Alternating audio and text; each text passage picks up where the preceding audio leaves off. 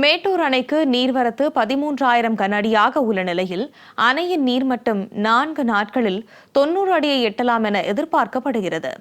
இதுகுறித்து எமது செய்தியாளர் விஜய் ஆனந்த் தரும் கூடுதல் தகவல்களை பார்க்கலாம்.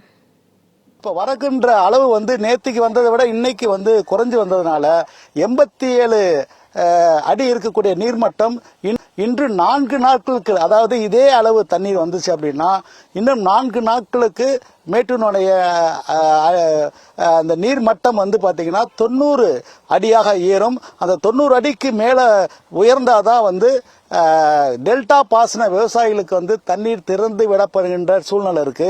இந்த நிலையில இன்று காலை 8 மணி நிலவரப்படி 87.14 அடியாக நீர்மட்டம் இருக்கு. இந்த இதுல தண்ணீர் குடிநீர் தேவைக்காக 2000 கனஅடி வினாடிக்கு திறந்து விட்டு இருக்காங்க.